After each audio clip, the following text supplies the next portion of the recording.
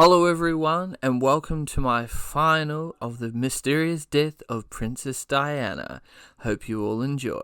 Welcome, I am your host, and this is the Unanswered Questions Podcast.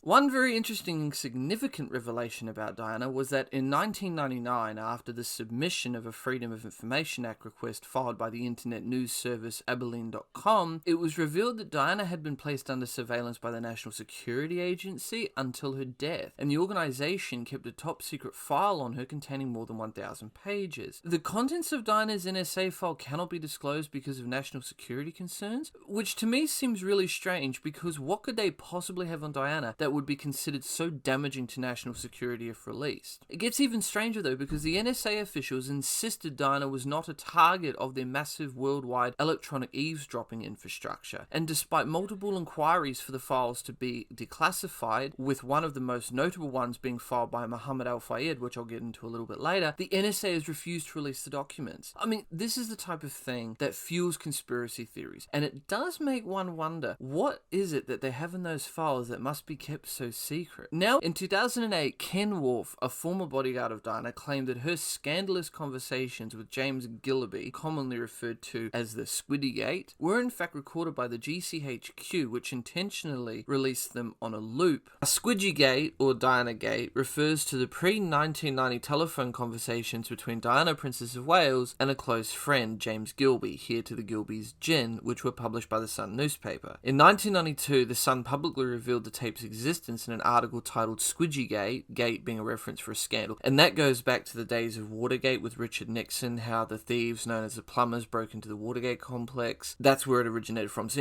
any kind of scandal is always got the gate on the end of it, because Watergate ended in the resignation of Richard Nixon, the President of the United States at the time. During the calls, Gilby affectionately called Diana by the names of Squidgy and Squidge. In the conversation, the Princess of Wales likens her situation to that of a character in the popular British soap opera EastEnders, and expresses concern that she might be pregnant. The publication of the tapes was a high point of the media attention which surrounded the marriage, separation, and eventual divorce of the Prince and Princess of Wales. The tape was published after it was accidentally recorded by a retired bank manager who was a radio enthusiast, although there are conflicting accounts on whether that was actually the case or whether there was a little bit more to it, but we'll get into it. So the first eavesdropper was a guy by the name of Cyril Reenan. Now, in January of 1990, two reporters from the Sun newspaper met Cyril Reenan in the parking bay of Didcot railway station, 6 miles from his home in Abingdon, England. Now, Reenan, a 70-year-old retired manager for the Trustee Savings Bank, regularly listened in on non-commercial radio frequencies for amusement with his wife. Reenan played them excerpts from the tape without having previously told them what he had recorded. 2 days later, the journalist was shown around Mr. Reenan's homemade eavesdropping studio. Above the scanners, as it was described, was a 1960s-style tape recorder with a microphone dangling down above the scanning equipment so that the couple could tape interesting conversations, which kind of seems to me like an invasion of privacy, that you just listen in on people's phone calls. I don't know the legalities around owning that kind of equipment or being allowed to do this. I'm assuming that it would be in some way illegal, although I'm not going to quote chapter and verse on that because I don't actually know if that's illegal or not, but it's interesting how they were listening to and could tape interesting conversations. I mean, imagine if you're having a phone call with somebody and you were having like phone sex or something, and then you've got this person that records it. I mean, it really is to me an invasion of privacy. So I can see why this became such a big thing, because you're recording the Princess of Wales' private phone calls that turned out to be something interesting, which I think really shouldn't have happened the way that it did, because as we'll get into, it really was bad for Princess Diana, and I really kind of feel bad for the princess of having her private phone calls, the intimate ones at least, like the one we're about to go into, that it was recorded for just any Tom, Dick and Harry to listen to, and people paid for it as well, which I find amazing that people actually managed to find a way to profit off this frickin' tape. We'll move on. So Reenan was quoted as saying he was so nervous, I just want you, the reporters, to take the tape away, end quote. I don't know what to do with it once I'd got it, I was stuck with it, and I was frightened of it. He was quoted as saying, claiming that if the paper had told him that the tape was dangerous, I would have burned it or scrubbed it out, end quote. Now, Reenan claimed that he'd been so worried by the evident security breach that he'd first thought of attempting to gain an audience with Diana. Quote, I would have used a code word, perhaps the name Squidgy. I was trying to save her face in a way. However, having thought on it for a day at least, Reenan decided that he would not go to see Diana, so he rang the Sun instead, end quote. Which in a way I can understand why he did this, because if he told Diana about it, he would have a hell of a job having to explain, well, how did he get this phone call? Because you can imagine, he goes to Diana and he says, oh, I got this tape recording of you on the phone. She's then going to ask, as would I if I was in Diana's shoes, I'd be thinking, well, how the hell did you get this tape and how the hell did you record it? Where the hell did this come from? So then you'd be left with a very awkward position of having to explain to her how you accidentally recorded a conversation because you like to record interesting conversations with your tape recorder at home. It would be so awkward, because then you would have a lot of other people that would be coming after you, asking a lot of questions, and it could possibly lead to jail time if this thing went to court, because you were going around recording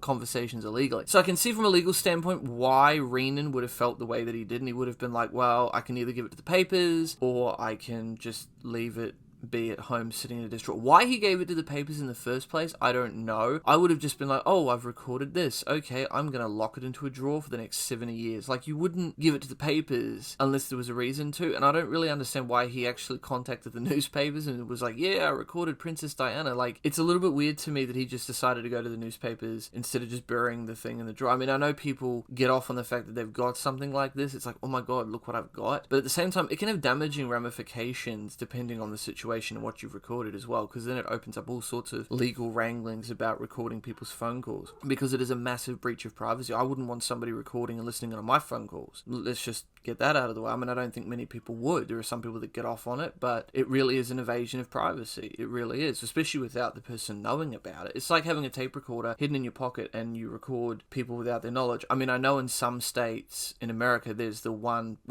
party consent, where only one party has to be aware that they're recording or something like that. Otherwise, you have to get permission to record people, because it is illegal to not do it. And the thing is, illegal wiretaps, illegal phone calls, illegal tape recordings, as far as I know, and I'm not a lawyer, so don't quote me chapter and verse, but as far as I know, tape recordings that are illegally obtained are inadmissible in court because they were illegally obtained. On the other hand, it would have been good to tell Diana, as it then would have alerted her that her phones weren't safe and that anyone could listen on her private conversations. However, I can understand the position that Renan would have been in again. He would have had to have explained how he got the phone recordings in the first place, but at the same time, Diana may have been like, well, thank you very much for telling me my phones are tapped. I appreciate that. Let's just try and work this out the best we can. So it may have had a good ending. I mean, knowing Diana, from all the research I've done, knowing Diana the way that I do, Diana probably would have helped him out. I mean, she was a very nice princess, so I don't think that she would have been nasty at all about it. I think she would have been kind of shocked and kind of a bit affronted that her privacy was attacked in the way that it was, but I think she would have been very grateful that the person came forward and said, oh, thank you very much for letting me know my phones are tapped, because then she would have launched an investigation. The problem is, he probably would have received a lot of flack, because then she would have come down on everybody, and she would have been like, well, how the hell is somebody recording my conversations? It would have caused a shitstorm. No matter which way you want to look at it, it would have caused problems for not only Diana, but for everybody else as well. The first publication was in The Sun on the 23rd of August 1992, and it was called Squidgy Gate, initially called Diana Gate. It was the first front page revelation of the existence of a tape recording of Diana, Princess of Wales, talking to a close friend who later turned out to be Gilby, heir to the eponymous gin fortune.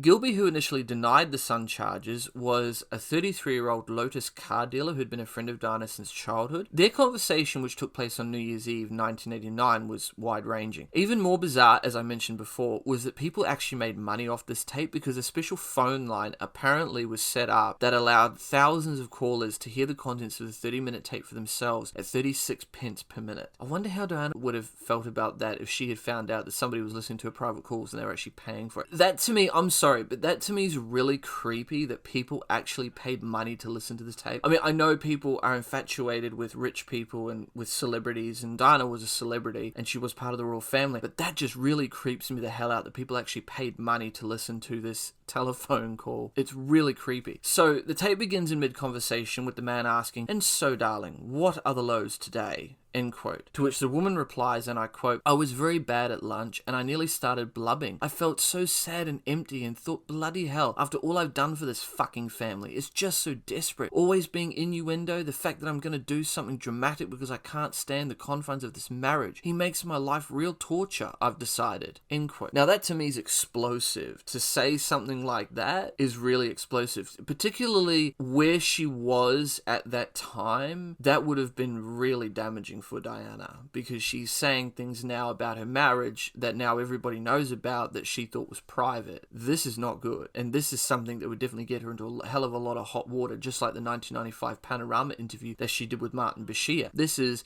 before that, but it's really just as bad and just as damaging. The conversation covered topics as diverse as the BBC soap opera EastEnders, which I mentioned before, and the strange looks that Diana received from the Queen Mother. Quote, "It's not hatred, it's sort of pity and interest mixed in one. Every time I look up, she's looking at me, and then looks away and smiles," end quote.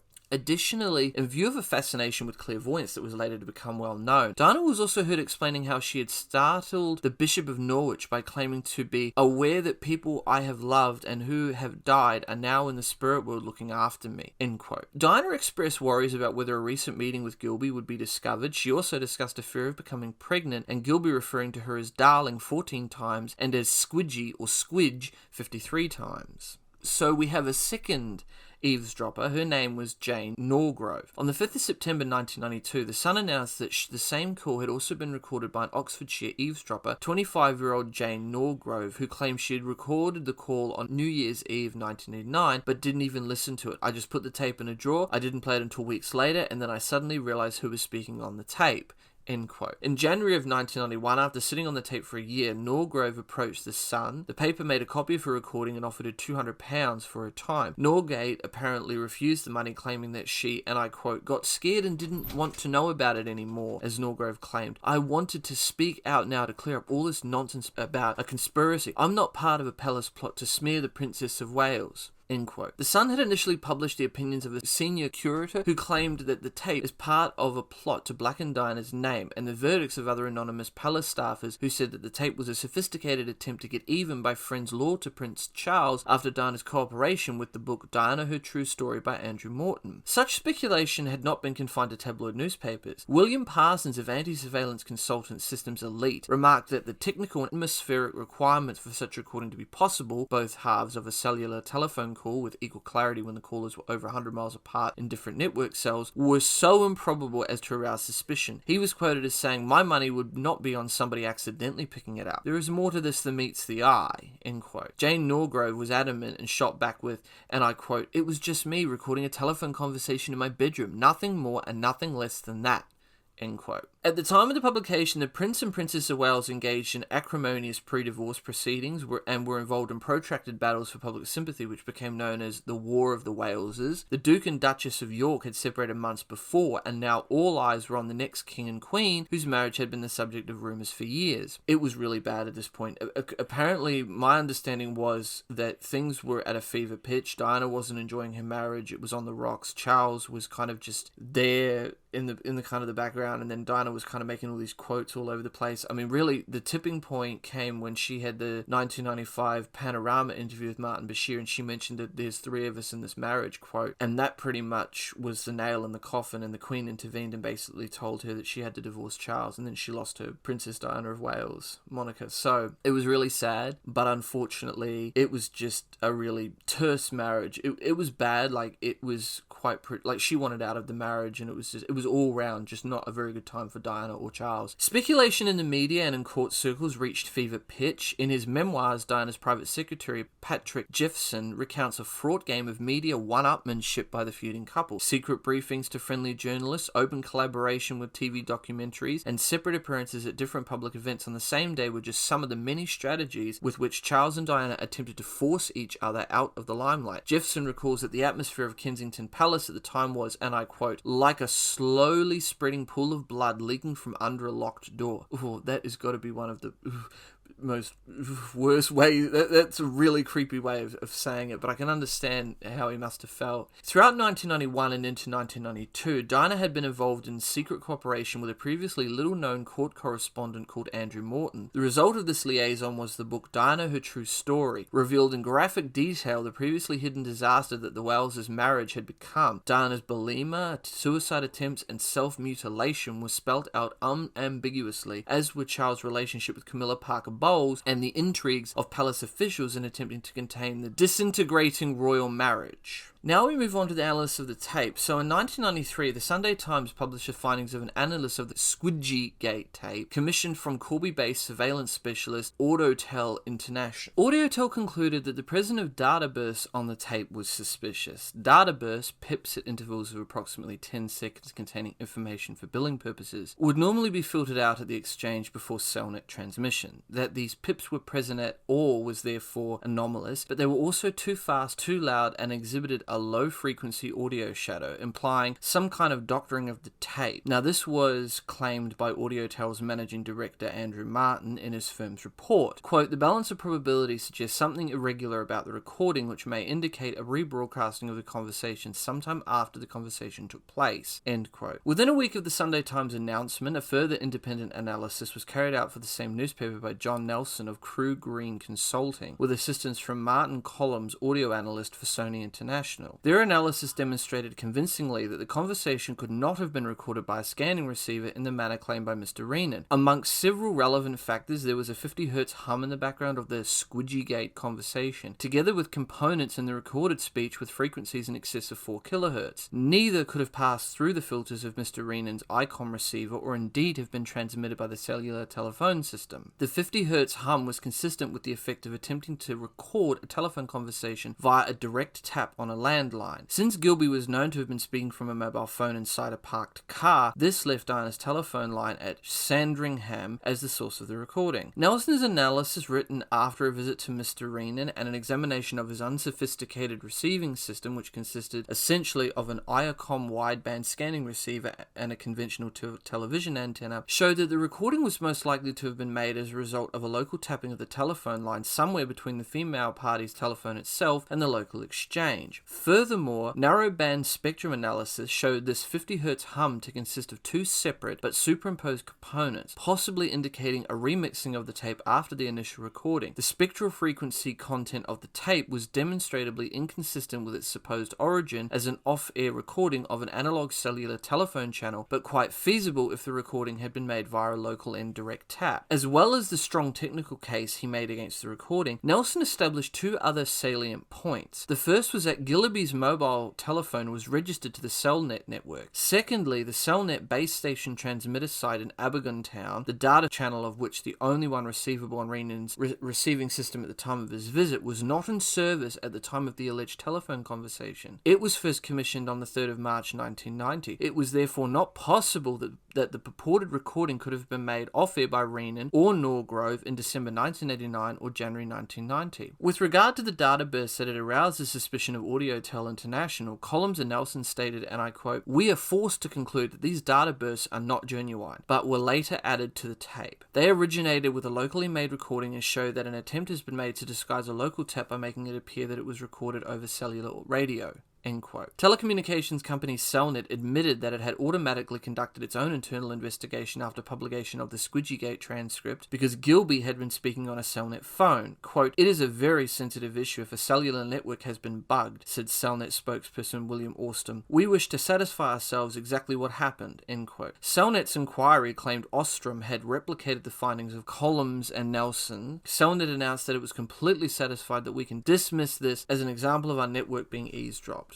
End quote. Suspicion about the responsibility for the Squidgygate leak focused on the United Kingdom Security Service MI5. Home Secretary Kenneth Clark said, and I quote, "The security services are strictly controlled in their telephone tapping, and I know of no evidence whatever to indicate that they were involved." End quote. Such suggestions, he added, were wild and extremely silly, which I don't necessarily agree with. I mean, the CIA are not supposed to conduct operations on American soil, but we all know that it's rumored that they do anyway. So, on the same day as these remarks, members of the Commons All-Party Home Affairs Select Committee, try saying that 3 times fast, had their first meeting with Stella Rimington, Director General of MI5. Committee member John Greenway MP, Conservative, remarked that the recent Camilla Gate leak strengthens the case for a parliamentary committee to have responsibility to oversee or scrutinise the work of the security services. I suspect the colleagues will want to ask how true the allegations of MI5 complicity in the Camilla Gate leak are, and I suspect that Rimington will refuse to tell us." End quote. No record exists of matters discussed at that meeting. meeting. The first major establishment figure to question the official line on Squiddygate was Lord Rees-Mogg, the arch-conservative chairman of the Broadcasting Standards Authority. He had proved an early proponent of the rogue spy school of thought in January of 1993 when he used his Times column to accuse elements within the British security services of being responsible for both the recording and its leak. Quote, "All these tapes were made within a month," he wrote. "The most likely explanation is that MI5 did it to protect the royal family at a time of danger from the IRA. I don't think there was any sense of wrongdoing, but once they were made, there was this danger of a leak." End quote. A few days before Clarke's remarks, the Daily Mirror had run with Camillagate an 8-minute tape of Prince Charles engaging in explicit conversation with his mistress, Camilla Parker Bowles. Richard Stott, editor of the Mirror, claimed that the tape had been recorded by a very ordinary member of the public. End quote. Although the paper was not allowed to keep or to make a copy of the tape, but the Sunday Times reported that an anonymous freelance journalist from Manchester was known to be attempting to sell a copy of the original tape. Asking price was £50,000. The reignition of the controversy over Squiddygate had made instantaneous the date of the Camillagate recording was known to be 18th of December 1989, just weeks before the Squiddygate tape had been recorded. Before any investigation into Squiddygate, or Camillagate, had begun, Home Secretary Kenneth Clarke told the House of Commons, and I quote, "There is nothing to investigate. I'm absolutely certain that the allegation that this has anything to do with the Security Service or GCHQ is being put out by newspapers who I think feel rather guilty that they are using plainly tapped telephone calls." End quote. The Labour Party, then in opposition, accused Kenneth Clarke of irresponsibility, issuing a statement. "He has to show that he is taking these allegations seriously, otherwise he will be perceived as being unable to control an organisation for which he is responsible." End quote. John Major's government eventually published 2 reports, both of which cleared MI5 and MI6 of involvement in the Royal Gates tapes. One of these was the annual report of the Inceptions Commissioner, Lord Bingham of Cornwall, who oversaw the intelligence gathering practices of the security services. Excerpt follows, "Lord Bingham was impressed by the scrupulous adherence to the statutory provisions against misconduct of those involved in the intelligence gathering procedures. In a clear reference to the Squiddygate affair, he commented on the stories which occasionally circulated in the press with regard to the interceptions by MI5, MI6 and GCHQ, stating that such stories were, in his experience, without exception false and gave an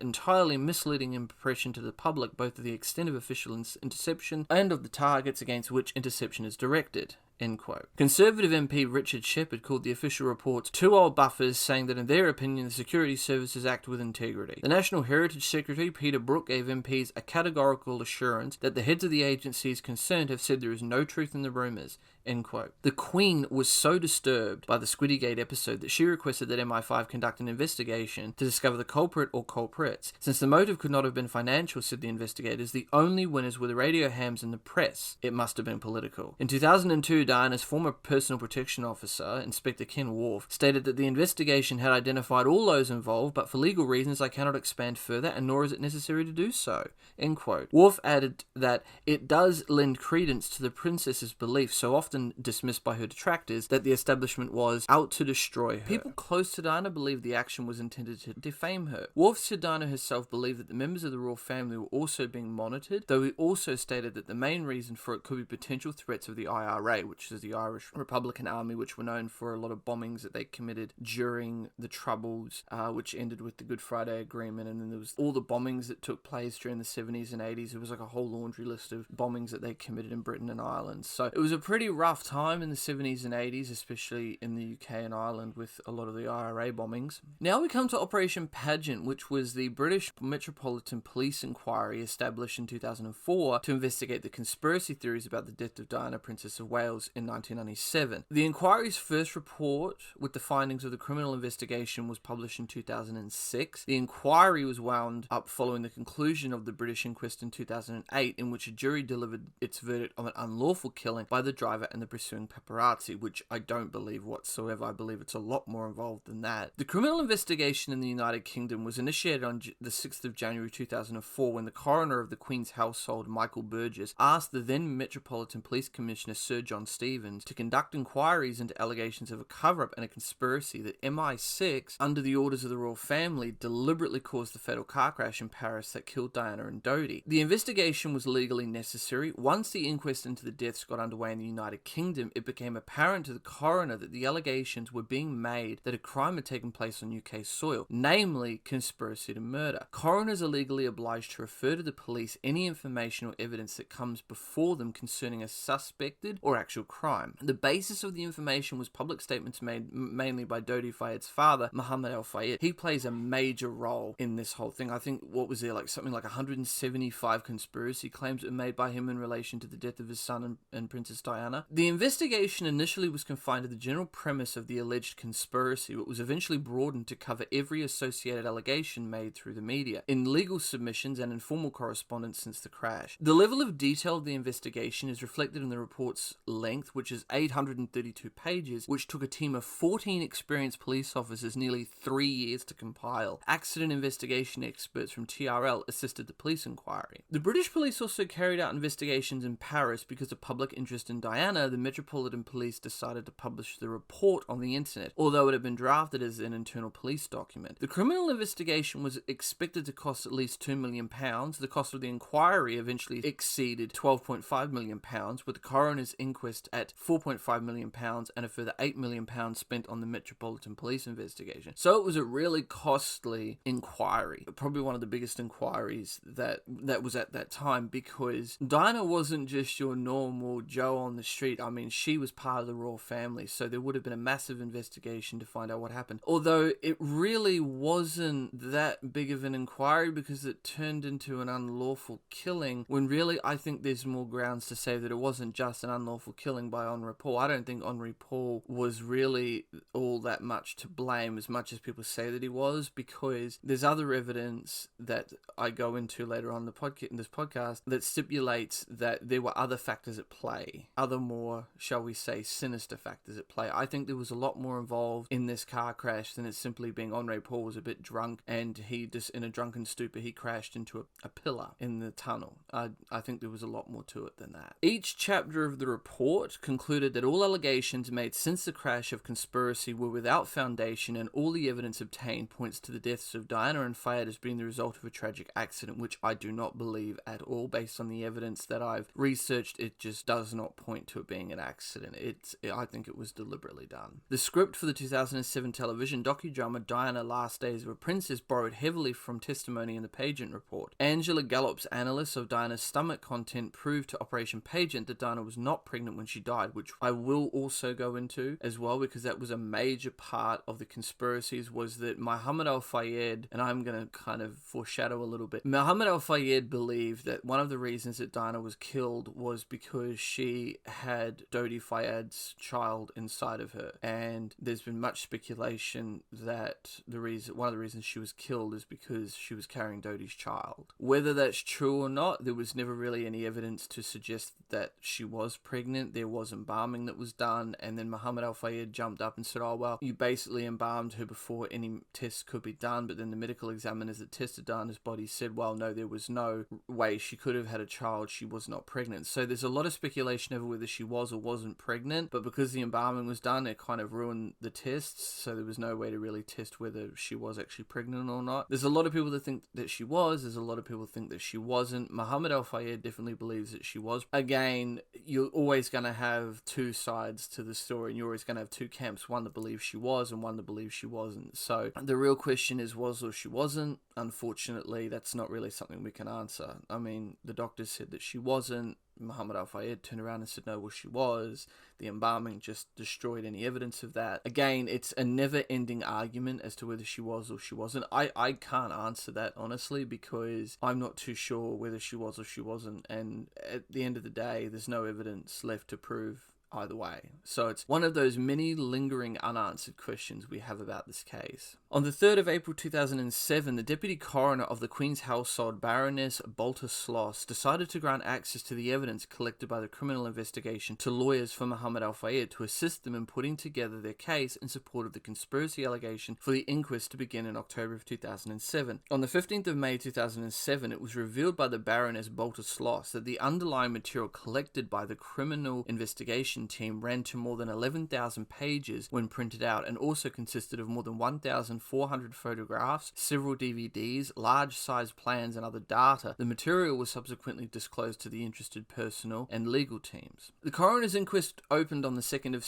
October 2007, headed by Lord Justice Scott Baker. The opening statement was largely made up of evidence and findings in the criminal investigation report. On the 7th of April 2008, the jury came to the verdict that Diana and Fayed were unlawfully killed as a result of gross negligence of the driver Henri Paul and the paparazzi. Contributing factors cited included the impairment of the judgment of the driver of the Mercedes, Henri Paul, through alcohol, and that none of those who died were wearing a seatbelt. Which, again, I don't believe that. I really don't believe that. I mean, if you read through all the evidence and all the conspiracy theory evidence, I don't think that that was the case. And I definitely think that there is a case that there was a conspiracy. And I think that there are things that should have been looked into that weren't. Like, for example, the French police, when they were investigating, there were witnesses that claimed they saw a bright light in the tunnel, which I'll go into. And they basically discredited all the witnesses. Now, look, if it was one person that said, oh yeah, I've seen a white flash, or I saw a bright flash in the tunnel before the crash, then okay, the one person you might be able to discredit is one person who claimed they saw something. When you got 2 or 3 people that are claiming they saw the same thing, what are you going to do? Discredit the 3 people? I mean, it's ridiculous, because you got 3 people that claim they saw the same thing. If it was one person, yeah, okay, maybe the person did or did not see it. When you got 3 people that claim they see the same thing and they're independent witnesses of each other, kind of becomes hard to discredit them, because you got 3 people that saw the same thing and they don't know each other. It's not like they got together in a room and said, okay, this is a story we're going to tell, we can't deviate from it. I mean, witnesses can be unreliable, but when you got more than one person saying they saw the same thing, it kind of becomes hard to be able to discredit them and say they didn't see the same thing. If they were all telling different stories and all saying they didn't see the same thing and it was all different stories, then you can discredit them. But if they're saying they saw the same thing, then you can't really discredit them as easily. There was also the fact that there was the white Fiat Uno that everyone claimed came shooting out of the tunnel, but the French police were never able to track down. Again, all of these points I'm going to go into in the podcast, I'm just sort of showing that there are definitely different avenues that they could have gone down. There were different suspects that they should have looked into in regards to the white Fiat Uno. But like I said, it was like they tried to bury it, or they didn't really want to look into it all that much. Because, I mean, the white Fiat Uno is one of the biggest questions that hangs over this whole case. It's one of the biggest things that hangs over it, and it appears as if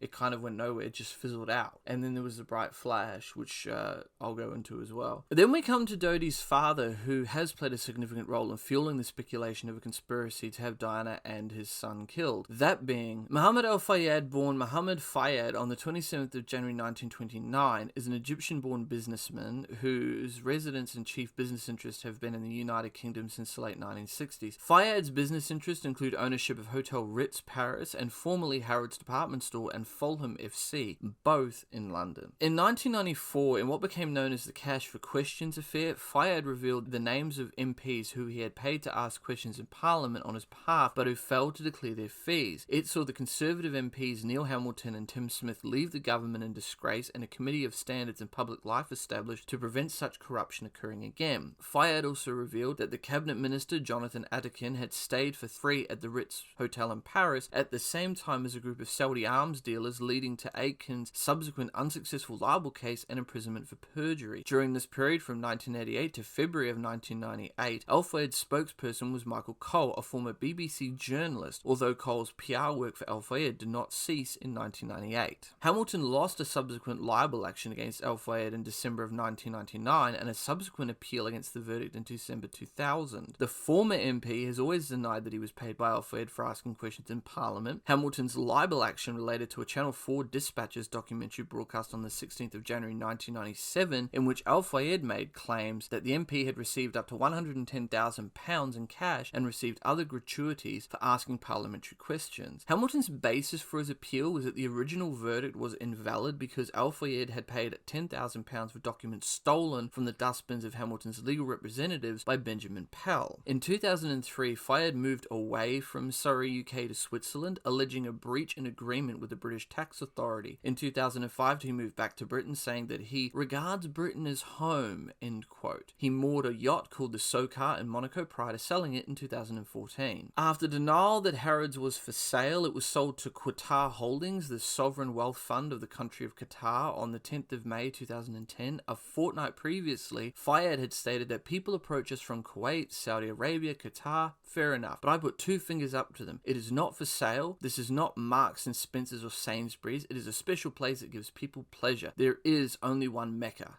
End quote. Harrods was sold for £1.5 billion. Fayed later revealed in an interview that he decided to sell Harrods following the difficulty in getting his dividend approved by the trustee of the Harrods Pension Fund. Fayed said, and I quote, "I'm here every day. I can't make my profit because I have to take a permission of those bloody idiots. I say, is this right? Is this logic? Somebody like me, I run a business and I need to take bloody fucking trustees' permission to take my profit?" End quote. Fayed was appointed honorary chairman of Harrods, a position he was scheduled to hold for at least 6 months. Now we come to the conspiracy theory side of things. So from February of 1998, Al-Fayed maintained that the crash was a result of a conspiracy and later contended that the crash was orchestrated by MI6 on the instructions of Prince Philip, Duke of Edinburgh. His claims was that the crash was a result of a conspiracy were dismissed by a French judicial investigation, but Fayed appealed against his verdict. A libel action was brought against Al-Fayed by Neil Hamilton. The British Operation Pageant, a Metropolitan Police inquiry that I just talked about, that concluded in 2006,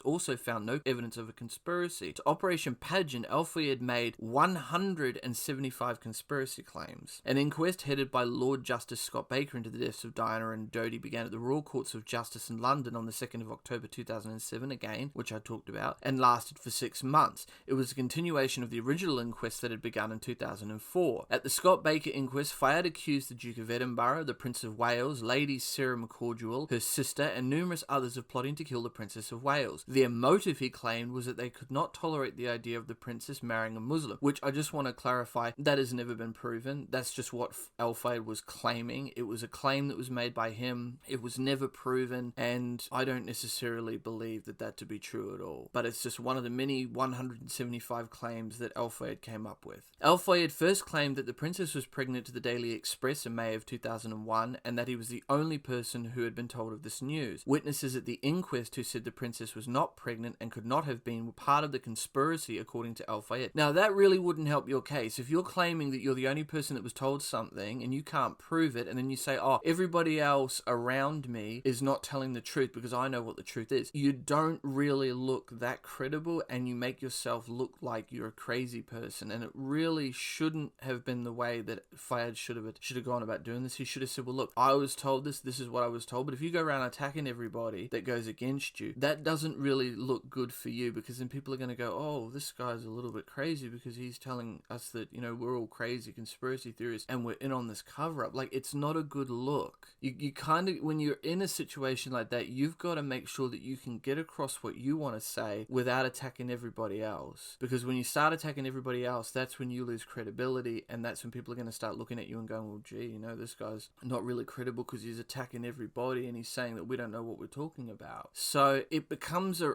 kind of like a balancing act where you've got to try and get what you want to say across, and this is what I know, without attacking everybody else, because otherwise then it can lead to all sorts of problems, which unfortunately is what happened to Fayed. He told everybody what he knew, and then when someone else said, oh, well, that's not true and this is what actually happened, then Fayed jumped in and jumped down their throat. So it's kind of it was a very, very hostile balancing act between Fayed and the people that be. So it was kind of a seesaw kind of thing. Fayed would say something, then someone else would jump in, and Fayed would jump in again. So yeah, it's like a boxing match, really. Fayed would throw one punch, they would throw one punch, and it just drew to a stalemate, really. Fayed believes what he believes, and they believe what they believe. And there's really, it's a stalemate if you want to look at it in broad terms, because nobody has really come out on top with an actual answer to answer all these questions. There's so many questions in the death of Princess Diana, but nobody has ever really been able to answer them. Fayed's testimony at the inquest was roundly condemned in the press as being farcical. Members of the British government's Intelligence and Security Committee accused Fayed of turning the inquest into a circus and called for it to be ended maturely. Lawyers representing Al-Fayed later accepted at the inquest that there was no direct evidence that either the Duke of Edinburgh or MI6 had been involved in any murder conspiracy involving Diana or Dodi. A few days before Al-Fayed's appearance, John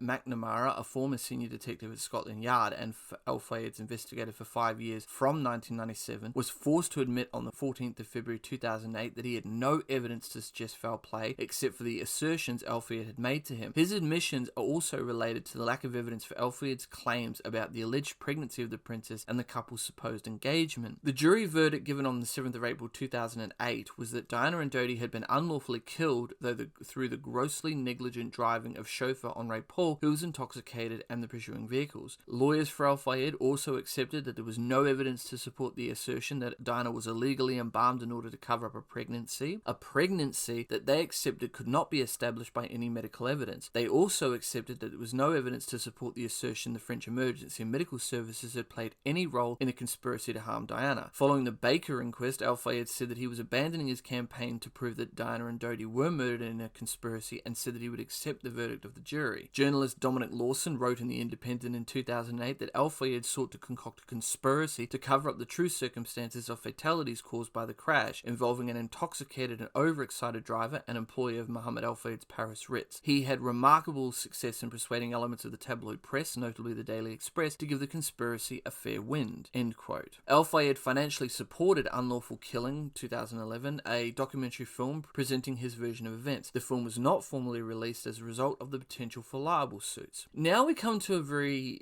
sticky situation, which is the same thing that happened in the case of the cruise with the main suspect in that case, because Al-Fayed has been accused by multiple women of sexual harassment and assault, which is what happened with Arthur Allen Thomas in the crew case. He was tried, convicted, then he was acquitted and awarded $900,000. Then it came out later that there were several women that had accused him of sexual assault, and it's before the courts in November. Same thing kind of happened to Al-Fayed, because apparently, according to the statements, young women applying for employment at Harrods were often submitted to HIV tests and gynecological exams. These women were then selected to spend the weekend with Al-Fayed in Paris. In her profile of Al-Fayed for Vanity Fair, Maureen Orth described how, according to former employees, Fayed regularly walked the store on the lookout for young, attractive women to work in his office. Those who rebuffed him would often be subjected to crude, humiliating comments about their appearance or dress. A dozen ex-employees I spoke with said that Fayed would chase secretaries around the office and sometimes try to stuff money down women's blouses. End quote. Al-Fayed was interviewed under caution by the Metropolitan Police after an allegation of sexual assault against a 15-year-old schoolgirl in October of 2008. The case was dropped by the Crown Prosecution Service after they found there was no realistic chance of conviction due to conflicting statements. In December of 1997, the ITV Current Affairs program The Big Story broadcast testimonies from a number of former Harrods employees who all spoke of how women were routinely sexually harassed by Al-Fayed in similar ways. A December 2017 episode of Channel 4's Dispatches program alleged that Al-Fayed had sexually harassed 3 Harrods employees and attempted to groom them. One of the women was aged 17 at the time. Chelska Hillwood waived her right to anonymity to be interviewed for the program. The program alleged Al-Fayed targeted young women over a 13-year period. With that, this case remains open, but with many unanswered questions that still remain unanswered. I'm your host, and this has been the Unanswered Questions Podcast. Until next time. Next on Unanswered Questions. So there was a huge prelude to the murders, and a lot of strange things began to occur in and around Hinterkaifeck sometime shortly before the attack. For example, 6 months prior to the attack, the family maid had quit. It has been widely speculated and claimed that her reason for leaving was that she had heard strange sounds in the attic and believed the house to be haunted and felt as though someone had been watching her.